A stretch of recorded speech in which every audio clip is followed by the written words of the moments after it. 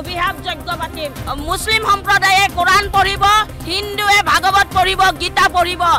পঢ়ি অভিশাপ দিম আমাৰ জীৱন যেনেকৈ ধ্বংস কৰিছে সব ধ্বংস হ'ব লাগিব আমাৰ মুছলিম সম্প্ৰদায়ৰ মানুহতে ভাইসকলে আমাৰ ৰোজা ৰাখি ইয়াত বহি আছে গুৰুক অপমান কৰা কেতিয়াও মানি নলয় ভগৱানেও মানি নলয় ঈশ্বৰেও মানি নলয় এয়া অসমীয়া জাগিছে অসমত অসমীয়া জাগিছে অসমত অসমীয়া শিক্ষক জাগিছে আৰু আমাৰ তেওঁ মুখখনত চেলোটেপ দি আমাৰ হাতত বান্ধি ভৰিত বান্ধি আমাক লৈ যাক আমি তেওঁৰ ওচৰত যাম মুঠতে আমাক ৰজাক লাগে ৰজা হিমন্ত বিশ্ব শৰ্মা দেৱক আমাক লাগিবই আমাৰ জীৱনটো যেনেকৈ ডাইৰেক্টৰ অফিচে ধ্বংস কৰিলে ঠিক সেনেকৈ আমিও যদি আজি আমি ন্যায় নাপাওঁ আজি বাজেট অধিৱেশন চলি আছে শিক্ষামন্ত্ৰী মুখ্যমন্ত্ৰীয়ে আমাক মাতি নি আমাক ন্যায় দিব লাগিব আৰু যেতিয়ালৈকে নিদিয়ে তেতিয়ালৈকে আমি ইয়াৰ পৰা উঠি নাযাওঁ আৰু অবিৰতভাৱে আমাৰ ইয়াতে আমাৰ আন্দোলন চলি থাকিব কাৰণ এই ডাইৰেক্টৰ অফিচৰ পৰাই আমাৰ ৰিকগনাইজ কৰা হৈছিলে কনফাৰেন্স কৰা হৈছিলে ক'ত অধিকাৰ পালে তেওঁলোকে আমাৰ জীৱনবিলাক ধ্বংস কৰিবৰ কাৰণে আমি যৌৱনকাল শেষ কৰি দিলোঁ ক'ত অধিকাৰ পালে তেওঁলোকে গতিকে আমি আপোনালোক ৰাজি আছে নে নাই ৰাজি আছে আমি ইয়াৰ পৰা উঠি নাযাওঁ ইতিমধ্যে চৰকাৰে মুখ্যমন্ত্ৰী হিমন্ত বিশ্ব শৰ্মাই বাছখন আনিছে আপোনালোকে কাইণ্ডলি বাছখন দেখাই দিব হা আমি চাওক মানৱ অধিকাৰ আইন উলংঘা কৰি তেওঁলোকে আমাৰ জীৱন ধ্বংস কৰিলে এই ডাইৰেক্টৰ অফিচৰ পৰা আমাক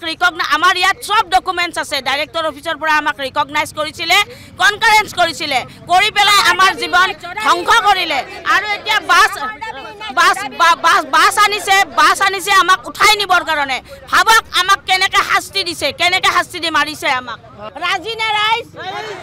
আমাৰ জীৱন যেনেকৈ ধ্বংস কৰিছে সব ধ্বংস হ'ব লাগিব সব ধ্বংস হ'ব লাগিব এয়া অসমীয়া জাগিছে অসমত অসমীয়া জাগিছে অসমত অসমীয়া শিক্ষক জাগিছে আমি অহাকালিৰ পৰা যজ্ঞ পাতিম য'ত আন্দোলন কৰিম তাতে আমাৰ যজ্ঞও চলিব মুছলিম সম্প্ৰদায়ে কোৰাণ পঢ়িব হিন্দুৱে ভাগৱত পঢ়িব গীতা পঢ়িব পঢ়ি অভিশাপ দিম প্ৰশাসনে আমাক কেনেকৈ বেৰি ধৰিছে বাছ আনি সন্মুখত ৰাখিছে আমাক বোলে উঠাই নিব এতিয়া সব ধ্বংস হ'ব লাগিব শিক্ষকৰ অভিশাপত সকলোৱে ধ্বংস হ'ব লাগিব গুৰুক অপমান কৰা কেতিয়াও মানি নলয় ভগৱানেও মানি নলয় ঈশ্বৰেও মানি নলয় গুৰুক অপমান কৰা চৰকাৰ ধ্বংস হ'ব লাগিব প্ৰশাসন নিপাত যাব লাগিব অসম প্ৰশাসন নিপাত যাব লাগিব সব ধ্বংস হ'ব আমাৰ অভিশাপত আমি যে ইয়াত আহিছোঁ নাখাই নলৈ আহিছোঁ ৰাতিপুৱাই আমি একাহী ভাত মাৰি অহা নাই আমাৰ মুছলিম সম্প্ৰদায়ৰ মানুহতে ভাইসকলে আমাৰ ৰোজা ৰাখি ইয়াত বহি আছে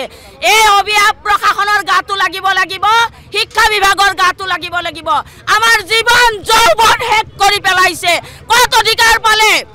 অধিকাৰ ক'ত পাইছিলে ডাইৰেক্টৰে আমাৰ জীৱন ধ্বংস কৰিবৰ কাৰণে অধিকাৰ ক'ত পাইছিলে হিমন্ত বিশ্ব শৰ্মা ডাঙৰীয়াই আমাৰ গুৰুৰ অভিশাপ দিয়ক সকলোৱে অভিশাপ দিয়ক গুৰুৰ অভিশাপ বিচাৰিছোঁ আমি কেতিয়াও ইয়াৰ পৰা নাযাওঁ যেহেতু প্ৰশাসনে ইতিমধ্যে তেখেতসকলৰ নীতি নিয়ম ৰক্ষা কৰিছে আমি প্ৰশাসনক অনুৰোধ জনাইছোঁ আমি ইয়াৰ পৰা নাযাওঁ কাৰণ কালি আমাক যোৱা ৰাতি 8টা বজালৈকে জংঘলৰ মাজত এৰি দিছে গতিকে এই প্ৰশাসনসকলকো কিন্তু আমিয়ে সৃষ্টি কৰিছোঁ গুৰুসকলে আমি কেতিয়াও নাযাওঁ এনে মুখ্যমন্ত্ৰী মহোদয়ক আমি পুনৰ কৈছোঁ মুখ্যমন্ত্ৰী মহোদয় প্ৰতিনিধি পঠাই আমাক আলোচনাৰ মাজলৈ নিয়ক নহ'লে আমি ইয়াৰ পৰা কেতিয়াও নুঠোঁ আজি শিক্ষক ৰাজপথলৈ আহিবলগীয়া এটাই মূল কাৰণ হৈছে মাননীয় মুখ্যমন্ত্ৰী মাননীয় শিক্ষামন্ত্ৰী আমাৰ সমস্যাটো সমাধান কৰি দিয়া নাই তেখেতসকলে ভেঞ্চাৰ বিদ্যালয়ৰ পদ প্ৰাধিকৰণ কৰিবলৈ ভেঞ্চাৰ বিদ্যালয় শিক্ষকসকলৰ পদ প্ৰাধিকৰণ কৰিব লৈছে কিন্তু 2013 আৰু 21ত প্ৰাধিকৃত বিদ্যালয়ৰ LP2 কলেজলৈকে বঞ্চিত শিক্ষকসকলৰ পদ প্ৰাধিকৰণ কৰিবলৈ বিচৰা নাই সেইকাৰণে আজি আমি ৰাজপথত আহি আন্দোলন কৰিবলগীয়া হৈছে আমি মাননীয় মুখ্যমন্ত্ৰীক ধিক্কাৰ জনাইছোঁ আপুনি কয় অসমত আন্দোলন নাই অসমত সমস্যা নাই কিন্তু আজি আপুনি দেখি পাইছেনে নাই পোৱা যে আজি য'ত আপুনি গৈ ঢোকডাল বজাই অসমত আন্দোলন নাই শিক্ষা বিভাগ ভালদৰে চলাইছোঁ আজি এই প্ৰচাৰ মাধ্যমেদি সবে গম পাইছে যে অসমত শিক্ষাৰ জুৰুলা অৱস্থা আজি তেখেতসকলে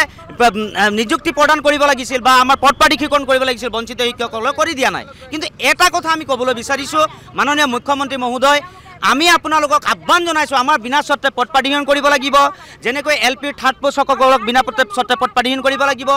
ME-ৰ আছে হায়াৰ আছে জুনিয়ৰ ছেকেণ্ডেৰী আছে কলেজ আছে মহাবিদ্যালয় আছে সকলো স্তৰৰ শিক্ষকসকলক পদ প্ৰাধিকৰণ কৰিব লাগিব অলপ পিছত যদি শিক্ষা বিভাগ শিক্ষামন্ত্ৰী মুখ্যমন্ত্ৰী আলোচনা যদি নেমাতে আমি এই ডাইৰেক্টৰ অফিচত তলা লগাই দিম আমি এইটো খাটাং কথা আমি তলা লগাম আমাৰ তেখেতে যিমানেই আমাক পুলিচ প্ৰশাসন নিদিয়ক আমাৰ প্ৰতিবাদী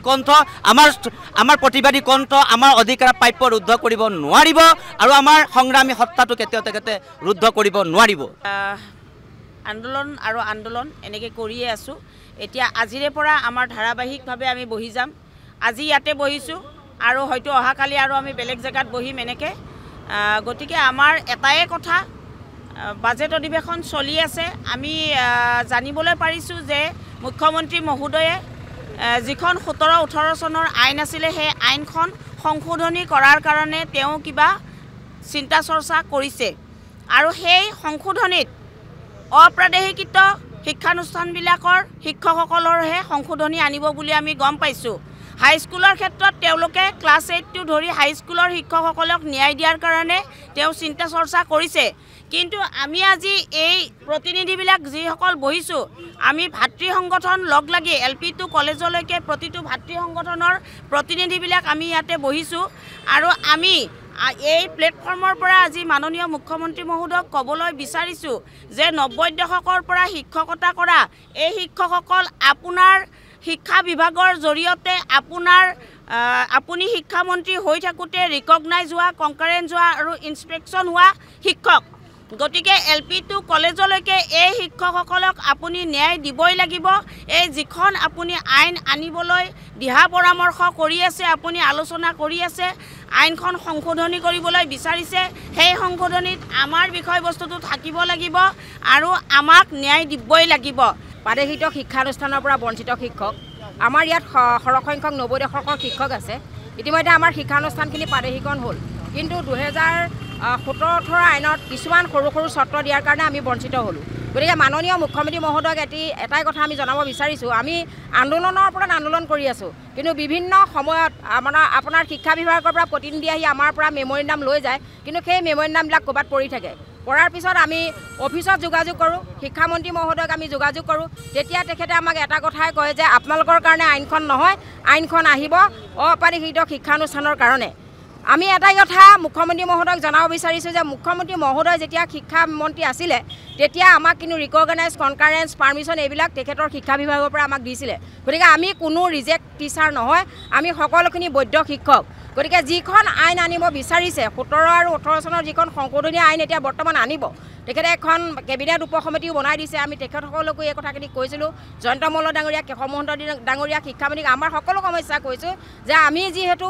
27, 28, 25, 30 বছৰ এতিয়াও কাম কৰি আছোঁ আৰু কিছুমান এনেকুৱা কৰিলে, কিছুমান স্কুল এমালগেমেশ্যন কৰিলে, 21 যেতিয়া প্ৰাদেশিকৰণ হৈছিলে সেই শিক্ষকখিনি কোনো ঘৰতে বহি আছে আৰু সেইটো কোনো চৰকাৰেও অন্যায় কৰিলে। কিন্তু কিছুমান শিক্ষানুষ্ঠান এতিয়াও চলি আছে, যেনেধৰণে আমাৰ শিক্ষানুষ্ঠানখন এতিয়া চলি আছে। বৰ্তমান আমাৰ এতিয়া বহু শিক্ষক কৰ্মৰত হৈ আছে। গতিকে মাননীয় মুখ্যমন্ত্ৰী মহোদয়ক আমাৰ যি LP2 কলেজলৈকে 5500 শিক্ষক আছে, হয়তো তাতকৈ বেছিও হ'ব পাৰে, এই শিক্ষকখিনি এজনো শিক্ষক বাদ নপৰাকৈ যিখন আইন আনিব বিচাৰিছে, গতিকে তাত নমনীয় কিছুমান যি চৰ্ত আগতে বেছিকৈ ধাৰা ওপৰত দিছিলে, অতি নমনীয় কৰি এই শিক্ষকখিনিক মানৱতাৰে যাতে 18 বছৰ কৰাৰ কাৰণে সেইখিনি বেলেগত যাবলৈ বয়স নাই। গতিকে মাননীয় মুখ্যমন্ত্ৰী মহোদয়ক আমি হস্তক্ষেপ বিচাৰিছোঁ। আমি কোনো শিক্ষামন্ত্ৰীৰ কথা নাজানো, কোনো উপসমিতিৰ কথা আমি ক'বলৈ নাযাওঁ।